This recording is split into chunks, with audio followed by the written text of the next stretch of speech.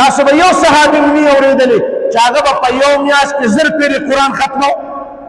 هجی تاسو به یو بزرګ نه چې هغه به په ورځ کې 100 پیرې قرآن ختمو. نه، هغې به لږ وي خو د کار به وي.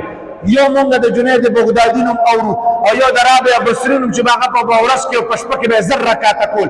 نور چا هم 1000 رکعته نه دي کړې.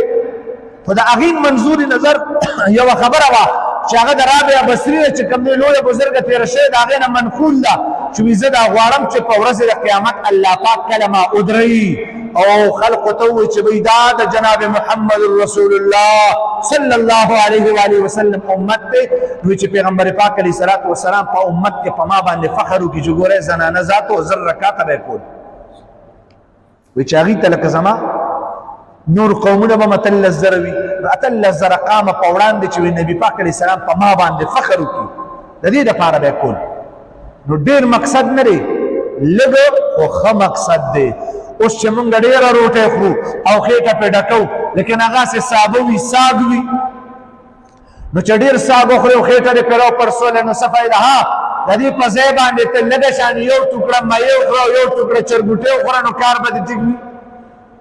پخوا په زمانه کې به مشرانو لږ خوراک به یې کوو، ښه خوراک به یې کوو. اوس مونږ ډېر کوو خو بې فایدې کوو، الټه راته نقصان جوړېږي. نو زما د خبرې مقصد دا دی چې مونږ کوم د دنیا اعمال کوو نو هغې کې زمونږ د اخلاص شته، د آخرت هغې کې به شي چې د آخرت کوم اعمال کوو په هغې کې اخلاص شته، د دنیا په دې اعمالو کې به زمونږ څه اخلاص پیدا شي. مونږ که مونځ هم کوو، مونږ که اودس چاردام کوو، وروره که مونږ څه ښېګړه کوو، وروره مونږ څه نیکي کوو، نو پښتو کې وایي مونږ ورله سر پوره کوو. بس ویې لکه سر ورله پوره که نور به کېږي.